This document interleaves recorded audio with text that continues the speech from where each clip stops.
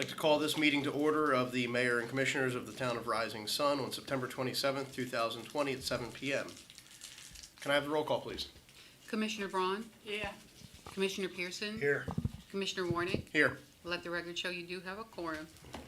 And with that, Pledge of Allegiance.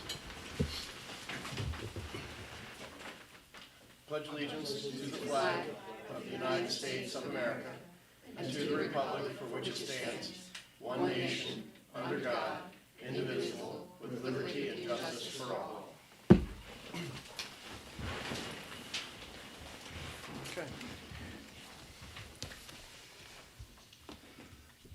I guess if we can have a moment of silence for all those that are in harm's way, whether it be here or abroad, and those that put themselves in harm's way every day for the benefit of all the rest of us.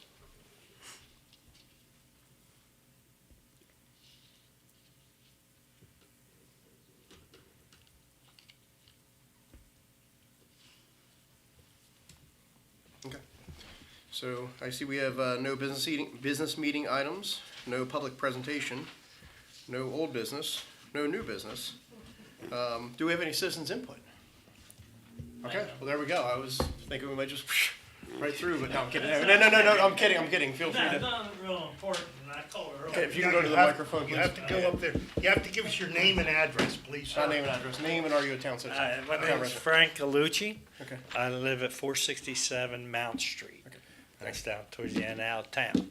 I called earlier today requesting if we could get some kind of more speed limit signs down towards the end. The traffic goes pretty fast down there, right? Okay. And I was just wondering if it could be, before they used to patrol it, they used to pull people right over on my yard many years ago. Now it's just like, it's going a little fast. Is 467, is that, That's the last house on the right, okay, got it. Okay, just before the bridge. gotcha. Just requesting maybe some couple speed signs. Okay. I mean, there's one at the, I think before the bridge, as people come off Route 1, and then there's two of them up in town. Well, I think what happens, especially the northbound, people headed toward, they just see that long hill, and they just, when you go out, pulling out my driveway, you even get my mail. I gotta be really careful. That's all I got. I just request. Thank you. I'm going to touch on that in my portion of the meeting. If you just don't disappear, so you'll hear that. Well, easy, fine. Would you, feel free. Skip Hughes, 36 West Cherry Street, Brighton Town. I was talking to Augie on the phone the other day, and one of the things that came up was the parking by Queen and Walnut. That didn't used to be there some years. I'm not sure when it really started, but when you're heading off of Queen onto Walnut, it's hard when there's a couple cars there, or at least one car. It's hard to see to the left. It's hard to see to the right too because of the railings. You have to kind of pull out. But with a car parked there, one car is bad. But I was there a couple times with two or three, and it's really hard to see. So You mean Queen and Cherry? Queen and Walnut. Walnut. Right by by the post office. Haynes is next one down. Okay. You come out. Gotcha. Okay, Yeah, sorry. and that I thought it was just a bike lane, but looks like it's a little wide, and there are cars parking there. Yeah. I'm Queen Queen and and Walnut, Right right by the here. East Queen, yeah, right Right here. here. By the- North Queen, Queen. Walnut. Yeah. I was thinking South Queen, but North Queen. Yeah, And you- right. And they're close to the corner. yeah. Well, yeah, they are, but even if there's like one car is a little rough, but more than one, it's really hard to see there. But I thought that's like approved parking now since they have the, But we made that extra lane for parking to help accommodate the church. when they Oh, were having James? service. Not James. oh, the other one? The other church. Defunct church? The, Dean Alta Community Center. whatever it's going to be called. Well, anyway, and I also about several years ago when I was more involved, that was an issue too, speeding on anyway. Thank you. Would anyone else like to speak? Okay. everyone. Town Administrator, do you have a report? Yes, a couple items I'd like to touch on. I'll move up Mount Street first. As you know, we've ran into an issue with the water line project and the broadband project that we want to run in town, which would include going down Mount Street. One of the and the chief is going to cover it in more detail in his report. We were talking about it today. The one thing is we would have to go through the county to get any kind of signage put on basically anything north of Keppel's Mill, because that's about where we own I Mount was Street thinking down that, at yeah. Keppel's Yeah. Mill. So we'd have to work with the county to get any more additional signage down in that area. We are running into a couple of issues with the project. One, as I said before, the bid prices came in incredibly high. And when we contacted the Rural Maryland Council that gave us the grant, they're aware of these issues because they've had a lot of different projects that they funded suddenly be way out of budget whack. And a lot of it, as we know, has to do with supply chains and all that stuff that's driving prices up. So we're pretty much on hold on the project, even though we are fine-tuning some issues that we're actually having with the county review process down in there. Pearl Street, we have met out at Pearl Street, and we were so far have not been successful at getting any of our normal big paving contractors to want to come out and do that, because ideally the situation should be milled to some degree and rebuilt. If you really look at what's happening there by the school, the base is essentially shot underneath it. Our guys have been putting patches on it, but they're just not holding up. So we're going to make a couple more phone calls to get some of the bigger companies to see if they will take the time to do it. Otherwise, we're going to reach out to essentially some businesses that do driveways that have a lot smaller equipment, because we don't have the equipment to do that large of an area. Mainly the roller and the way you put the pavement down, blacktop. That's going to require a swath of blacktop every bit of 12, 15 feet wide. And our guys are just pulling it out of the dump truck. That's all we can do is dump it from the dump truck. So that's going to create a very uneven surface in there, even with the roller. So we're hoping by the middle of next week to have at least met with a couple different driveway contractors to see if they would be able to do something there for us. The church property, as we reported at the last meeting, the town did buy the church property at Walnut and Main Street. We're in the process of getting pricing. It looks like we're not going to have to replace the roof on the building, that it can be repaired. And we're in the process of getting pricing to basically do what I would call some demolition down in the basement area to remove all the mold and stuff that's rotted down in the basement area. I'm also working, as I reported at the last meeting, with the engineering firm to try to come up with a way to not only deal with the water that runs down the alley into the church, but to maybe even try to accommodate taking care of some water in the area in general. And that always raises an interesting point. When things are built brand new, the industry has changed, so you have to do things like stormwater management.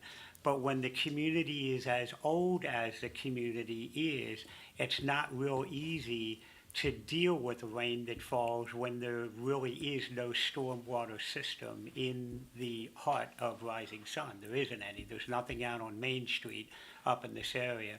So putting pipes in the ground, where are you running those to? So if you remember when we paved the road back in 2008, we put some paving in the alley. We ran into the same issue of trying to figure out a way how to resolve that stormwater issue there. But now that we are talking about potentially reconfiguring the municipal parking lot, maybe there's a way to get some retention or detention capability in the parking lot itself to hold on to the rainwater a little bit longer, to give it a chance to run off. The other thing I wanted to update you on is, and this has to do with fire sprinklers, as the town is moving forward with fire sprinklers in renovated residential homes. I was called out to assist the fire company Thursday, a week ago, for a kitchen fire that occurred in Fairview Apartments over there. At this point, it appears to have been a grease fire of an elderly person who tried to take the grease fire and toss it into the sink. And anyone who's in the fire service knows that that usually leads to other issues when you do that. And in this particular case, it did get up onto the wall and into the cabinets, but the sprinkler system came on and knocked the fire down almost immediately. So I just want to let, people know that that's, they worked out at Fairview. We know that's there's a lot of elderly that live out there. Yeah. And anyone who's dealt with a grease fire also knows that's a very smoky, choking kind of fire too. So having the sprinklers come on as quickly as they did was definitely a benefit. That's all I have for my report. Chief, do you have a report? Yes, sir. Thank you. A couple things. Well, more than a couple, but first, to answer your question about the speeding, we've ordered 2 variable message type speed enforcement signs, the radar signs where you see the flashing lights. Those will be, they've been ordered. Once they get in, we'll be putting them on roads like Pearl Street and Mount Street and so forth, to bring some awareness to the speeds that are being traveled there. That not alone won't change public behavior. The enforcement aspect is what will actually start to change it. So you also see that occur once we put those signs in. Well, I appreciate that, but I'm firmly if somebody sees a sign. I mean, not for everybody, but most people. There's still honest people in the world, not a lot. I mean, it works for me. I'll be driving But- and say, oh, I better slow down. But yes, I mean, these signs give us the ability Yeah. to capture the data as to how fast people are actually traveling on that roadway. So that'll help us out, and then we can do our enforcement from there. Well, he did mention something about it's out of the county. Now, would they, I mean, Part of that roadway is in county, yeah, I county. mean, are you and- gonna be able to put the signs there, or is? We will have, he- no, we have a section of that roadway also. Oh, okay. So it leaves the area and comes in ours, and leaves our areas and goes to Yeah, theirs. cause it says something about county, I mean, I'm not, I do pay, town taxes, Right, but it absolutely. is out of the county. You pay county taxes. Yeah, I pay county taxes. Um, And I was saying, I'm not, trying no, to. we can also reach out to them and see if they will actually, I- agree to put up additional couple signs somewhere out there. Would help. All right. In addition to that, the parking on West Cherry Street and Oh, right. West Cherry and South Walnut. Okay, we've looked into that, and there's some things we're gonna try to do to mitigate those issues you're having there. Limit the amount of spaces that are over there, and as with any other parking around town on certain roadways, it's timed. So you can't park there all day and place a trailer or things like that there. So that's something we're working on. It may have been brought up in a past meeting that I wasn't here, but that is something that we're looking into.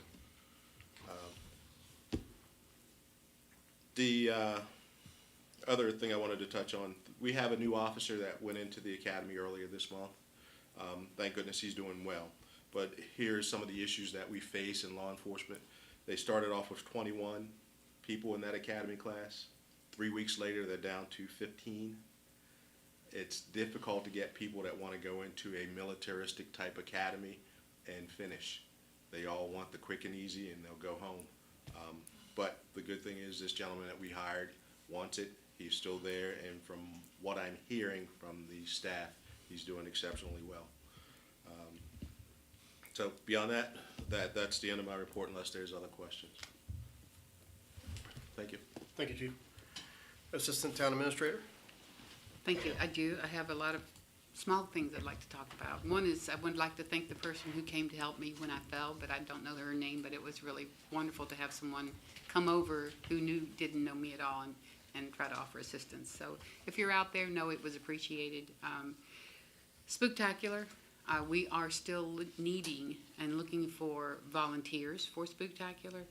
We have a few more vendor slots. If you know someone who would like to come and sell crafts and things like that at Spooktacular, let them know so that they can become part of that. We do have, I think, all the food vendors we need, right? We don't have any more slots for food vendors. But at the same time, once again, volunteers. Keep in mind for children, we focus on children in Spooktacular. We have face painting, pumpkin decorating, bumper cars, and it goes on and on and on. And so we're very excited. We have it ready to set up and ready to go and really looking forward to it. I want to thank Public Works for all the things that they do and that they've been doing. What else did I want to talk about? Yes, I wanted to go over operations, just high level. You do have a packet of financials with you. If you look at general fund, we're performing really well. We've collected about 45% of our real estate tax and debt service. You do have I need a copy. check register. Oh, That's you good. were, I'm sorry. Yeah, that's I'll good. bring you one. It's all good. I'm following along. And water, if you look at our water fund, we're performing well. We're very positive in cash flow in water at the present. And same in sewer. We're not as, the cash flow is not as strong in sewer as it is in water, but we're doing really well. Looking at the team that we have, I'm hoping that we can actually start getting, we have lack about 30% of the town now being electronically billed as well as getting their hard copy bill. The reason that's so beneficial is because if we go through bad weather or we have another pandemic or we have anything that keeps us from being able to get mail out and things that we've had in the past, that it really gets your bill to you quickly. You can take advantage of the discount. As far as our delinquency rate, we're very strong. We're running rent now about $19,000 that are 60 days plus, which is about an 8% delinquency rate. We do offer payment plans. There's lots of ways to help you if life gets in the way, which it does for everybody. So I wanted to thank my team. I wanted to thank everybody and say, looking forward to October the 8th. Thank you. Commissioner Warren, one thing I wanted to take the opportunity to circle back around on what Judy just said is a reminder when she made the statement about the sewer. Remember, that has always been our Achilles heel when people ask about the sewer and water rates because of that debt load that we are carrying. And over the years, the elected body has been very diligent at trying to keep the costs down. And so you guys have essentially delayed raising sewer and water rates over the years, especially during the pandemic, to make sure that we weren't going to do more damage than good for people. But we always said it makes it difficult for us at times to pay the sewer portion of it. So I just wanted to bring that back around. We're still staying afloat like we always do, but I just wanted to remind people, when they ask about the sewer and water rates, that's why our debt load on building that sewer plant is, it was expensive to build it. So, And Jay, do you have anything for the town attorney's report? Good evening, everyone. Yes, I have 3 quick items. The first one is that you're all aware the annexation process was begun by you at the last meeting. We have the hearing scheduled. It's coming up, and the advertisements are going out. So that is now on autopilot, and the next thing you're gonna see is the hearing that you'll have to do. The 16 East Main Street property, I know I sent you a memo on how the town can do its own tax sale. So we're going to move ahead and give the 30 days notice that we want to pursue our own tax sale and see how that shakes out as well. And lastly is an update that something you haven't heard of for a while is the Stevens Preserve. You recall when we were doing the zoning issues, there was an issue that brought up the traffic for the Stevens Preserve development. And one of the resolutions was that they would help design a connector road. They actually have made a submission for us for the connector road. It doesn't really meet with what we were kind of thinking. So we're going to work with them in the next month to try to get that. And then it'll go to your planning commission so that they can review what a potential connector road might be. And that's what I have. Are you backing down? I am batting down. It's just raining out right now, so we'll see how it goes. How close are you to a direct hit? It's 100 miles away, so. That's still close to me. So you have your pirate ship ready to go if you need? I hope it Full doesn't sails? come to that. They did order a mandatory evacuation, but I told them I can't leave because I have a council meeting I have to do. That's funny. So hope I see you all soon. Thank you, Jay. So commissioners' reports. Commissioner Braun, I don't have a report. Commissioner Pearson. Nothing. I'm gonna go ahead and go with the same thing then. So next town meet, one topic do we wanna talk about? Well, we can just go without anything. We want to move to at least 1 month, 1 meeting per month. We may give up the 2 meetings. This all came about because scheduling is really hard, especially in the summer months. And I think we all are in agreement that, for those of you that are here today, this is a lot of people. Normally, we generally don't have much on our agenda that would dictate us having a meeting.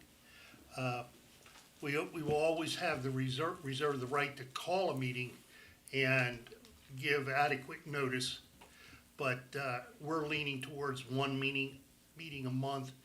Calvin is working on either an ordinance or a resolution that would clean up a few of the little things that may be contrary to the charter in it.